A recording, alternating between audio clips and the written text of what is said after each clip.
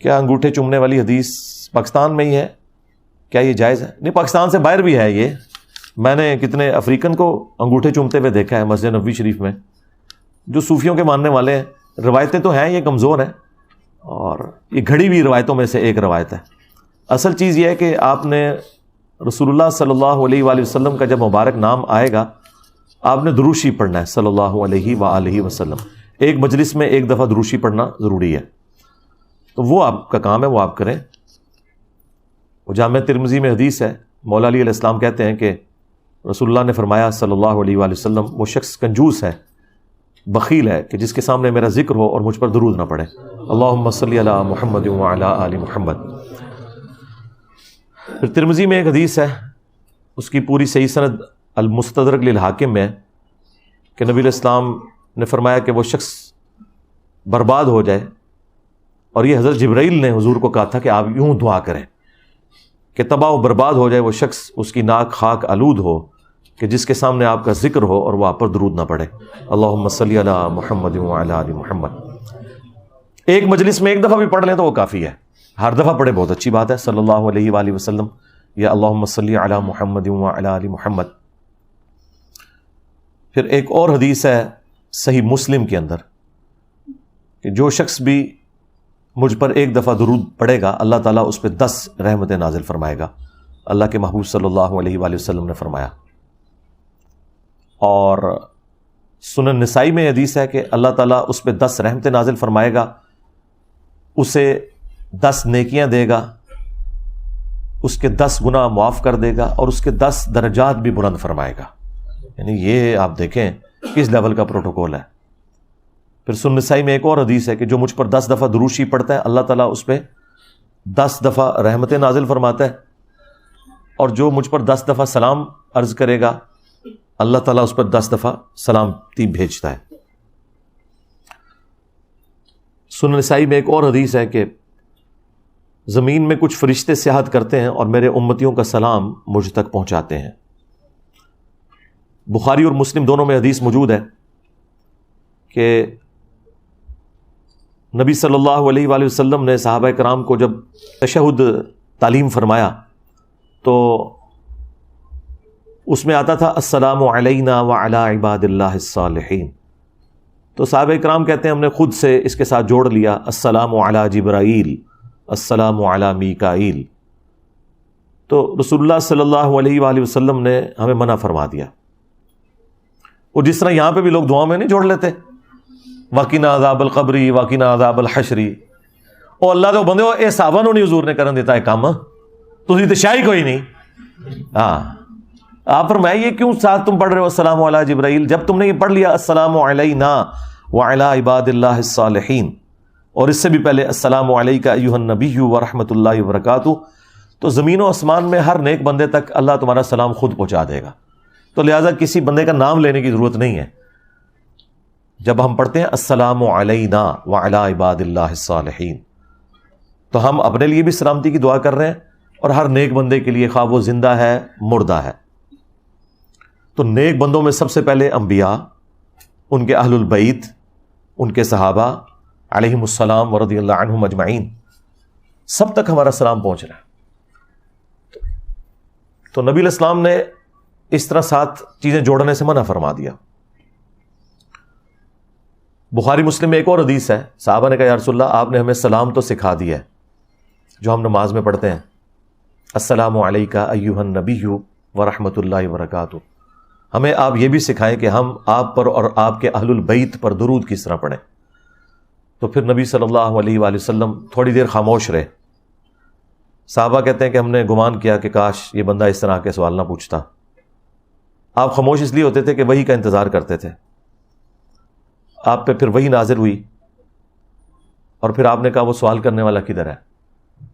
تو آپ نے فرمایا کہو اللہم صلی علی محمد وعلی آل محمد کما صلیت علی ابراہیم وعلی آل ابراہیم انک حمید مجید، اللہم بارک علی محمد وعلی آل محمد کما بارکت علی ابراہیم وعلی آل ابراہیم انک حمید مجید. اچھا، یہی حدیث جب سنن کبریٰ البیہقی میں اور صحیح ابن حبان میں آتی ہے نا، تو اس میں ساتھ یہ بھی الفاظ ہیں اس سوال کرنے والے نے کہا کہ آپ ہمیں درود سکھائیں جو ہم اپنی نمازوں میں پڑھیں، کیونکہ بعض لوگ کہتے ہیں یہ درود ابراہیمی والی جو حدیث ہے اس میں نماز کا ذکر نہیں ہے، تو نماز میں تو صرف تشہد ہی پڑھنا چاہیے، اور اس میں نبی الاسلام پہ درود السلام آ ہی جاتا ہے، السلام علیک ایھا النبی۔ اگلے دن لائیو سیشن میں بھی کسی نے سوال کیا کہ کسی حدیث کے اندر یہ ذکر نہیں ہے کہ نماز میں یہ والا درود پڑھنا ہے، تو پھر میں نے اس کو جواب دیا تھا کہ یہ حدیث جب سنن الکبریٰ البیہقی میں اور صحیح ابن حبان میں ہے، اسی صحابی انصاری سے روایت ہے، اور اس میں الفاظ ہیں کہ وہ درود سکھائیں جو ہم اپنی نماز میں پڑھیں، تو پھر نبی الاسلام نے یہ درود تعلیم فرمایا۔ اس سے بھی بڑھ کر بخاری اور مسلم میں ایک اور حدیث ہے کہ جب یہ آیت درود نازل ہوئی، ان اللہ وملائکتہ یصلون علی النبی، تو صحابہ کرام نے عرض کیا اے اللہ کے رسول صلی اللہ علیہ وآلہ وسلم ہمیں درود شریف سکھائیں، اللہ نے حکم دیا۔ پھر آپ نے درود ابراہیمی سکھایا، اللہم صلی علی محمد وعلی آل محمد کما صلیت علی ابراہیم وعلی آل ابراہیم انک حمید مجید۔ تو یہ درود رسول اللہ نے خود سکھایا صلی اللہ علیہ وآلہ وسلم۔ درود ابراہیمی سے بعض لوگ چڑھتے ہیں اور کہتے ہیں یہ وہابیوں کا درود ہے، اس وجہ سے کہ وہ وہابی صرف اسی درود کے اوپر زور دیتے ہیں، حالانکہ اس کے علاوہ بھی درود شریف کے اور سیغے بھی ثابت ہیں، لیکن یہ درود شریف نبی صلی اللہ علیہ وآلہ وسلم کو بہت پسند ہے۔ میں نے درود شریف کے اوپر ایک تفصیلی مجلس آلموسٹ 4 گھنٹے کی ریکارڈ کروائی ہوئی ہے۔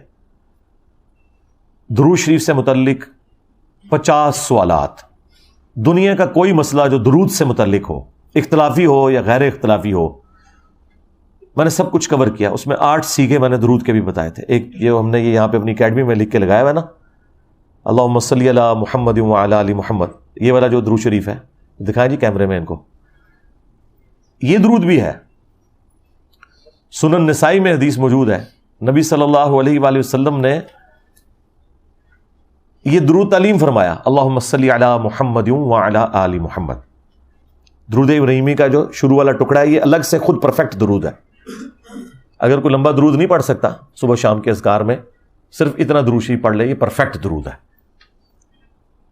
ابن ماجہ میں حدیث ہے، ایک صحابی کو نبی الاسلام نے وصیت کی تھی کہ مجھ پر درود کو لازم کر لو، اور خصوصاً اپنی دعاؤں کے اندر تم درود شریف پڑھا کرو، اللہم صلی علی محمد وعلی آل محمد۔ ابن ماجہ میں بھی، سنن نسائی کے اندر بھی حدیث شریف موجود ہے۔ درود شریف دعاؤں کی قبولیت کا ذریعہ ہے۔ جامع ترمذی میں اوپر تلے 2 احادیث ہیں، مشکات میں موجود ہیں، مشکات میں پورا چیپٹر ہے فضائل درود السلام پہ۔ ایک شخص آیا اور اس نے ڈائریکٹ دعا کرنی شروع کر دی، نبی الاسلام نے فرمایا سائل نے جلدی کی۔ تھوڑی دیر بعد ایک اور شخص آیا، اس نے پہلے اللہ کی حمد کی، پھر درود شریف پڑھا اور پھر دعا مانگی، اور اسپیسیفکلی جو ترمذی کی حدیث ہے وہ بتا رہی ہے کہ یہ نماز کا ذکر ہے، نماز کے اندر بلند آواز سے پڑھ رہا ہوگا۔ تو نبی الاسلام نے فرمایا سل تعطا، سل تعطا، مانگ تجھے دیا جائے گا، مانگ تجھے دیا جائے گا۔ اور دوسرا جو پہلے صحابی تھا جس نے بغیر اللہ کی حمد اور درود کے دعا مانگی، تو اس کو آپ نے بلا کے سمجھایا، فرمایا کہ پہلے اللہ کی حمد کرو، پھر درود شریف پڑھو اور پھر دعا مانگو۔